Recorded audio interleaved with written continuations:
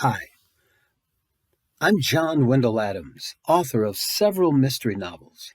I'd like to introduce you to my friend Gene Stroll, who is a writer, educator, radio producer, announcer, and theater director. The following presentation is a project of his, designed to help us all achieve a clearer, broader perspective on our nation's story, in particular, our highest office, the presidency. His goal is to arm you with X ray vision, giving you the power to see behind the scenes of that critical facet of our history. Listen now to his Rogues Gallery of American Presidents.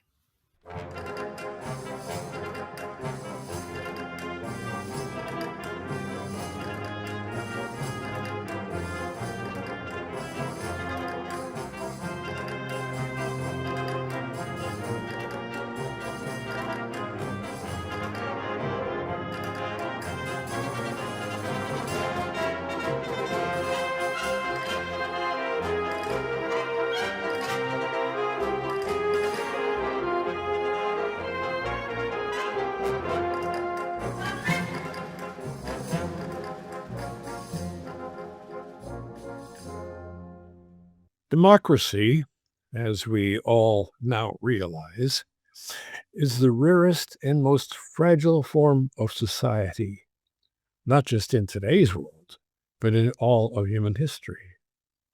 America, therefore, has a right to congratulate itself on maintaining even a partial democracy for over 2 centuries. Now, to be a competent, effective leader of any democratic government, any aspirant must have a proper, healthy balance between the qualities of hubris, or pride, and humility, a tamed ego. America has been fortunate a few times to have discovered such a leader, usually, but not always, as president. Unfortunately, we have too often been equally unlucky to have been cursed with a disastrous imbalance in the hubris/humility area, as you are about to discover. America must simply understand its vulnerability, not only as a democracy, but as a society. We, must learn to look honestly in the mirror and avoid the ever present temptation to hear it reaffirm to us our smug belief that we are the most beautiful. We can no longer ignore some very unattractive blemishes. There's no better place to be reminded of those blemishes than in the cavalcade of our leaders throughout the not all that long history of America. After the founding fathers' notable achievement in managing to get a new liberal nation off and running, or at least limping, they had the misfortune to be followed in their footsteps by many successors who can only be characterized as the foundering fathers, those who unwittingly paved the way for our current leader. I present to you now my Rogues Gallery of America's Presidents. We'll begin just after our first, and luckily one of our greatest leaders, George Washington, who miraculously made it through his 2 terms as our first president unscathed. Now this, sadly, in the future, turns out to be a very rare feat. Anyway, thank you for your service, George. We'll actually begin with John Adams, 1797, one of our not quite so nice founding fathers. Adams, as president, signed a series of laws collectively referred to as the Alien and Sedition Acts. Passage of those acts in 1798 occurred in what Thomas Jefferson referred to as a moment of unguarded passion. The first three of those acts targeted immigrants. Sound familiar? Specifically the French in this case, and the French had been our stalwart ally in the Revolutionary War. Indeed, we wouldn't have won that war without them. And the act gave the president greater deportation authority.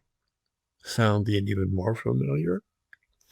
The Sedition Act made it a crime to publish, quote, false, scandalous, and malicious, in other words, unflattering, writing against the government or its officials. This was over 200 years ago, remember, the beginning of our country. We'll move on to President number 3, Thomas Jefferson, 1801. Jefferson, of course, is one of the titans on America's Mount Olympus or Mount Rushmore. He can be seen in that grandiose sculpture. Fortunately for him, it doesn't expose his feet of clay. He was a brilliant, erudite man, but somehow willing to accept a black woman into his home and his bed as an equal, while never speaking out against the sordidness of slavery all around them, indeed maintaining it on his own property. Let's skip ahead now to James Monroe, 1817. Monroe was a minor rogue. He probably meant well.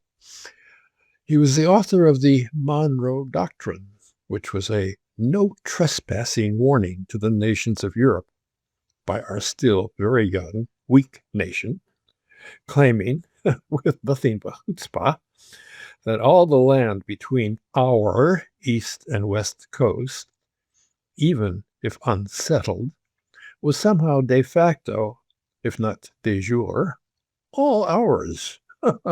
Too bad the Native Americans had not thought of that. Now we move on to Andrew Jackson, 1829.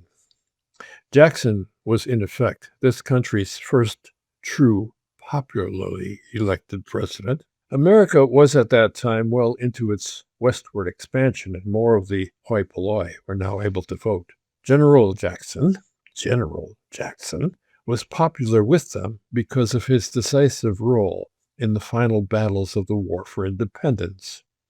Ergo, he becomes the second of several military leaders in our history, presumed, not always wisely, to be naturally adept at civilian/political leadership.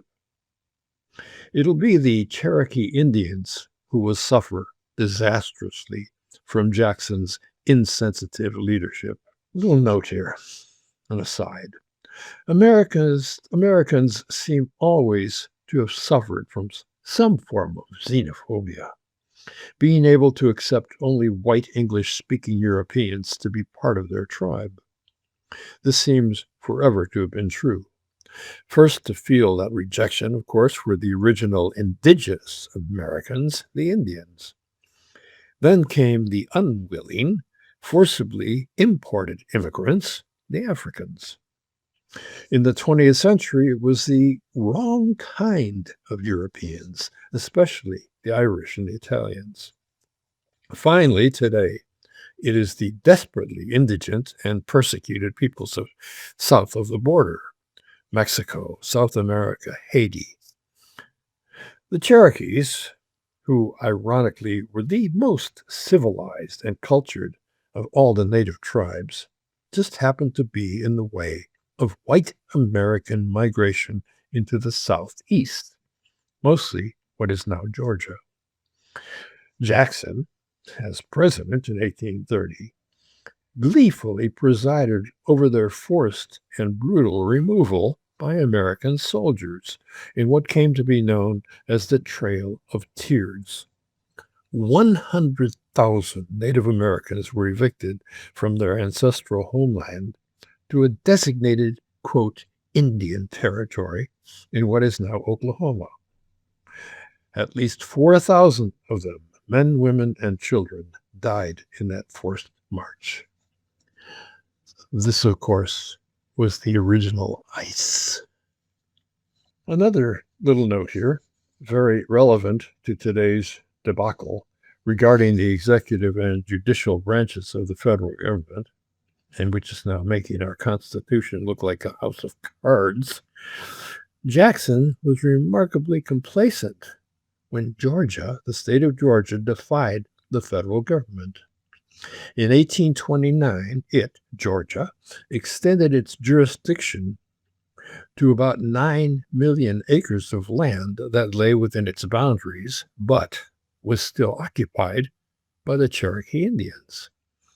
The Cherokees' title to that land, on which gold had been discovered, was guaranteed by a treaty with the United States, and the Indians appealed to the federal courts in 2 separate cases.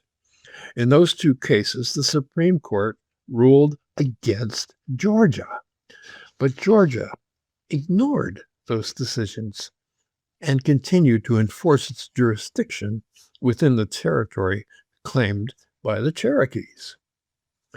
President Jackson is said to have declared privately, quote, "John Marshall, the Chief Justice, has made his decision. Now let him enforce it."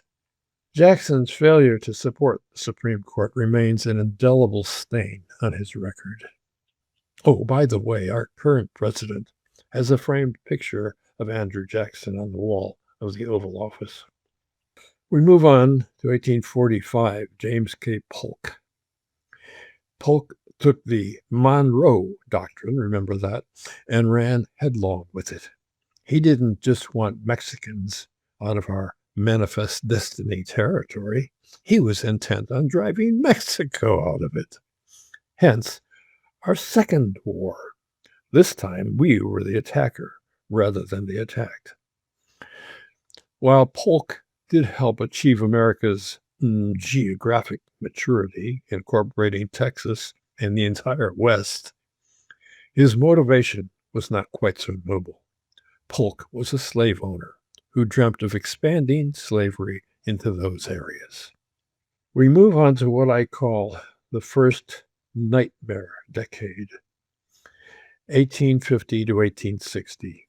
In 1850, Fillmore became president, James Fillmore, as the nation's inherent schizophrenia began to reach a fevered pitch with the free North versus the slave South. Fillmore, who was also a born and bred racist, decided on the worst possible antidote, the Fugitive Slave Act. This, quote, law stipulated that any slave who escaped the South and was aided and abetted by anyone in the North had to be forcibly returned to his or her, quote, owner. And that any Northerner who provided assistance or sustenance to that, quote, fugitive, even providing water to them, could be prosecuted. This bright, constructive move led to greater Northern antipathy to the South, and importantly, as a stimulus to the newfound abolitionist movement. The second president of that nightmare decade was Franklin Pierce, 1853. Newly populated territories west of the Mississippi River were now clamoring to join the Union. Unfortunately, these settlers were divided into pro-slavery Southerners and pro-free Northerners. Pierce, yet another rabid racist, decided to, quote, solve the issue by making one of the new states, Kansas, a slave state, and another one, Nebraska, a free state. This led to what proved to be a dramatic prelude to the imminent Civil War. In Kansas, the 2 opposing camps clashed so violently that Pierce had to send in federal troops to squash the pro-freedom advocates. The third president of this nightmare decade was James Buchanan, a man who, until this century, even with all the competition, held the title among historians as the worst American president.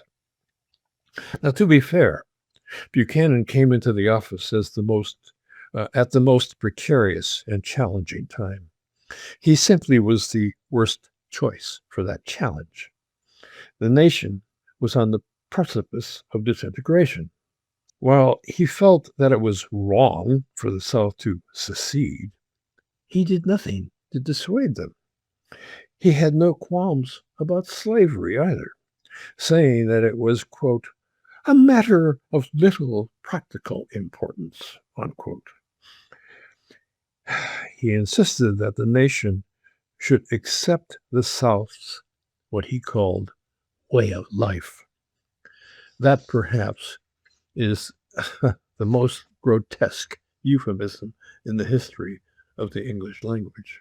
He was also more than accepting of the Supreme Court's recent Dred Scott decision, which took any and all claims to citizenship away from every Black person. Buchanan was obviously not the right man for the job at that time, or perhaps any other time. Okay, that decade ends in 1861 with a man named Abraham Lincoln. Here was a man whose physical stature was equaled by his intellectual and moral stature, and the first that proved to be up to the expectations and then to the demands of the presidency. He was possibly the only person able to save not only the political integrity, but more importantly, the moral integrity of the schizophrenic nation. He was, in effect, America's Moses. He was too good to be included in this rogues gallery, but I had to mention him. The South rewarded him for all that goodness with a bullet. He was followed by Andrew Johnson, 1865. Johnson was Lincoln's only serious blunder, chosen by political compromise as his vice president. Johnson moved unexpectedly into the White House after Lincoln's assassination, and Johnson became the man who single-handedly unraveled everything Lincoln and tens of thousands of Union soldiers had given their lives to achieve, making America a nearly true, manhuntly of course, democracy. What he, quote, accomplished in his 4 short nightmarish years was to turn post-bellum America back into antebellum America. Another note here, it would take a brutal and painful century for America to finally begin to recover from Johnson's presidency in the civil rights struggles of the 1950s and 1960s. Oh, incidentally, Johnson was the first president to be impeached, eluding the guilty verdict by a single vote in the House.